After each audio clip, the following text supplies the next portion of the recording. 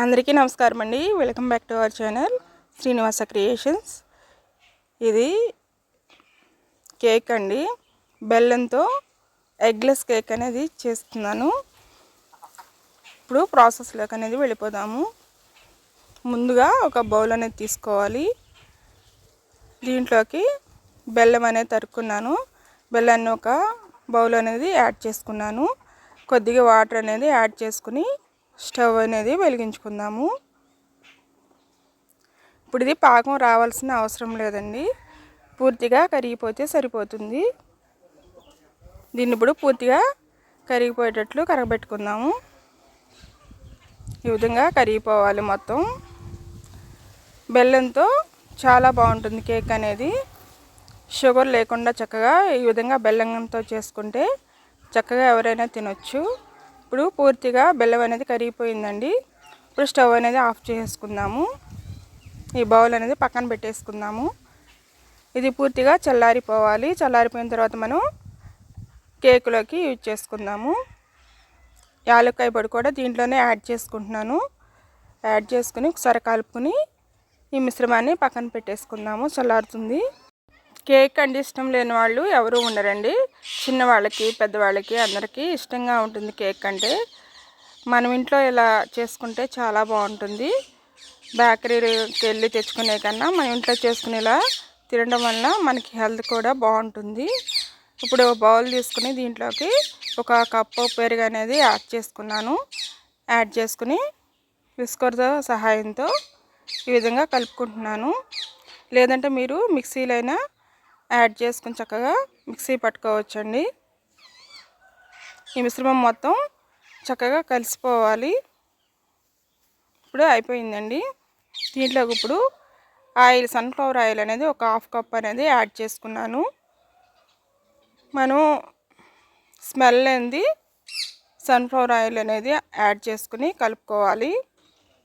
శనగ నూనె అంటే స్మెల్ వస్తుంది కాబట్టి బాగుంటుంది. దీని ప్లేస్లో మనం వెన్న అయినా యూజ్ చేసుకోవచ్చు, లేదంటే గీ కూడా, నెయ్యి కూడా యూజ్ చేసుకోవచ్చు.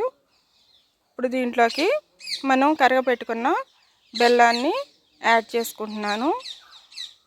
దీని మొత్తాన్ని దీంట్లోకి యాడ్ చేసుకుని ఈ మిశ్రమం మొత్తం కలిసేటట్టుగా విస్కర్తో కలుపుకోవాలి. మీరు మిక్సీలో వేసుకున్న వాళ్ళు మిక్సీ జార్లో వేసుకుని చక్కగా మిక్సీ పట్టుకుంటే సరిపోతుంది. ఈ విధంగా మొత్తాన్ని కలుపుకోవాలి. కేక్ అనేది చాలా టేస్టీగా ఉంటుందండి, హెల్దీ ఫుడ్ కూడా. కాబట్టి మీరు మైదా ప్లేస్లో గోధుమ పిండి కూడా యూజ్ చేసుకుని చక్కగా చేసుకోవచ్చు. చాలా బాగా వస్తుంది కేక్ అనేది. ఇప్పుడు బేకింగ్ పౌడర్ అనేది ఒక స్పూన్ యాడ్ చేసుకున్నాను. బేకింగ్ సోడా ఒక అర స్పూను యాడ్ చేసుకుని కలుపుకుంటున్నాను. ఈ టైంలో అయితే మొత్తం చక్కగా కలిసిపోతుంది. నేను మైదా పిండి అనేది ముందుగానే చల్లించి పెట్టుకున్నానండి. ఇప్పుడు ఒక బౌల్ అనేది యాడ్ చేసుకుంటున్నాను. ఇప్పుడు ఇది మొత్తం ఒకసారి కలిసేటట్లుగా కలుపుకుందాము. ఈ విధంగా ఒకే డైరెక్షన్లో కలుపుకోవాలి. అప్పుడే కేక్ స్పాంజీగా వస్తుంది మనకి. ఇప్పుడు ఇంకో కప్ అనేది యాడ్ చేసుకుందాము. యాడ్ చేసుకుని దాన్ని కూడా చక్కగా ఈ విధంగా కలుపుకోవాలి. ఈ విధంగా చక్కగా ఇంట్లోనే చేసి పెట్టండి. చిన్నపిల్లలు చాలా ఇష్టంగా తింటారు, అలానే పెద్దవాళ్ళు కూడా చాలా ఇష్టంగా తింటారు. ఎందుకంటే బెల్లం యూజ్ చేస్తున్నాం కాబట్టి ఎవరైనా చక్కగా తీసుకోవచ్చు. ఐరన్ కంటెంట్ అనేది బెల్లంలో ఉంటుంది. బెల్లం తీసుకోవడం వలన అంత మంచిగా ఉంటుంది హెల్త్ అనేది. ఇప్పుడు రెండో కప్ కూడా యాడ్ చేసుకున్నాను. ఈ మిశ్రమం మొత్తాన్ని ఈ విధంగా కలుపుకోవాలి. మొత్తం కలిసేటట్లుగా కలుపుకోవాలి. ఎగ్లెస్ కేక్ అంటే చక్కగా అందరూ తినొచ్చండి. మనం ఫాస్టింగ్ ఉన్నప్పుడు కూడా చక్కగా తీసుకోవచ్చు. మనం ఎగ్లెస్ కేక్ అనేది చక్కగా చాలా బాగుంటుంది. బ్యాటర్ అనేది ఈ విధంగా ఉండాలి. ఇలా ఉంటే చక్కగా కేక్ అనేది చాలా బాగా స్పాంజీగా చక్కగా వస్తుంది. బాగా పలుచగా ఉంటే రాదండి, అందుకని ఈ విధంగా ఉంటే సరిపోతుంది. ఇప్పుడు కేక్ బౌల్ అనేది తీసుకుందాము. దీన్ని పక్కన పెట్టేసుకుందాము. నేను చేసిన పద్ధతిలో ఈ విధంగా ఒకసారి ట్రై చేసి చూడండి. చక్కగా చిన్నపిల్లలకు కానీ మన ఇంట్లో వాళ్ళకి పెద్దవాళ్ళకి కానీ చక్కగా నచ్చుతుంది. ఒకసారి చేసి చూడండి. బౌల్ అనేది తీసుకున్నానండి. దీంట్లో కొద్దిగా ఆయిల్ అనేది యాడ్ చేసుకుని మొత్తం స్ప్రెడ్ చేసుకోవాలి. ఇప్పుడు ఆయిల్ అనేది మొత్తం అంచులకు కూడా మొత్తం రాసుకోవాలి. ఈ విధంగా రాసుకున్న తర్వాత ఇప్పుడు పిండి కూడా కొద్దిగా యాడ్ చేసుకుని మొత్తం అయ్యేటట్లుగా చేసుకోవాలి. ఇలా చేసుకోవడం వలన మనకి కేక్ అనేది మాడిపోకుండా చక్కగా వస్తుంది, తీసుకోవడానికి అంటుకోకుండా ఉంటుంది. అందుకని ఇలా చేసుకోవాలి. లేదంటే బటర్ పేపర్ అయినా యూజ్ చేసుకోవచ్చు. బటర్ పేపర్ లేని వాళ్ళు ఈ విధంగా చేసుకుంటే సరిపోతుంది. ఇప్పుడు బ్యాటర్ని యాడ్ చేసుకుంటున్నాను. ఈ విధంగా యాడ్ చేసుకోవాలి. మనం ఈ విధంగా యాడ్ చేసుకున్న తర్వాత 2-3 సార్లు ట్యాప్ చేసుకోవాలి. ట్యాప్ చేసుకోవడం వల్ల హెయిర్ గ్యాప్స్ అనేవి లేకుండా ఉంటాయి. అప్పుడు మనకి కేక్ అనేది స్పాంజీగా చాలా బాగా వస్తుంది.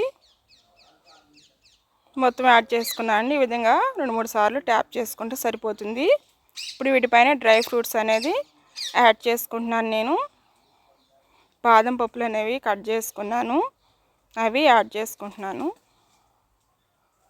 మీరు జీడిపప్పు అవి కూడా యాడ్ చేసుకోవచ్చు, కట్ చేసుకుని బాగుంటాయి. నా దగ్గర అయితే ఇవే ఉన్నాయి, ఇవి యాడ్ చేసుకుంటున్నాను. అయిపోయిందండి. ఇప్పుడు స్టవ్ పైన ఒక మందపాటి బౌల్ అనేది పెట్టుకున్నాను. ఒక స్టాండ్ పెట్టుకోవాలి. దాంట్లో ఒక 10 నిమిషాలు హీట్ చేసుకోవాలి. ఇప్పుడు హీట్ అయిందండి, 10 నిమిషాలు పెట్టుకున్నాను. ఇప్పుడు ఈ మిశ్రమాన్ని కేక్ బౌల్ లోపల పెట్టుకున్నాను. మనం ఒక 45 మినిట్స్ తర్వాత తీసి చూద్దాము. బేక్ అయిందండి. ఇప్పుడు దీన్ని తీసి పక్కన పెట్టుకుందాము. ఇది పూర్తిగా చల్లారిపోయిందండి. ఇప్పుడు ఈ విధంగా చాకుతో అంచులమ్మటేలా తీసుకుంటే చక్కగా వచ్చేస్తుంది. ఇక చూడండి ఎంత బాగా వచ్చిందో కేక్ అనేది, చాలా బాగా వచ్చింది. మన ఇష్టం వచ్చినట్టు షేప్లో మనం ముక్కలు అనేవి కట్ చేసుకుంటే సరిపోతుంది. నేనైతే ఈ విధంగా పొడవుగా కట్ చేసుకున్నాను. తర్వాత ఒక్కొక్కటి 2 ముక్కలుగా కట్ చేసుకుంటున్నాను. ఈ వీడియో నచ్చినట్లయితే లైక్ చేయండి. అలానే మన ఛానల్ని ఎవరైనా కొత్తగా చూస్తుంటే సబ్స్క్రైబ్ చేసుకోండి. మీ బంధువులకి, మీ ఫ్రెండ్స్కి షేర్ చేయండి. హైప్ని కూడా ప్రెస్ చేయండి. అలా చేయడం వలన ఈ వీడియో అనేది ఇంకా ఎక్కువ మందికి రీచ్ అవుతుంది, ఇంకా చాలామందికి ఉపయోగపడుతుంది. చూడండి ఎంత బాగా వచ్చిందో కేక్ అనేది, చాలా స్పాంజీగా చాలా బాగా వచ్చింది. ఈ విధంగా ట్రై చేసి ఒకసారి చూడండి, మీకే తెలుస్తుంది ఎలా వచ్చింది అనేది. మళ్ళీ సరికొత్త వీడియోతో మళ్ళీ కలుద్దామండి. Thanks for watching.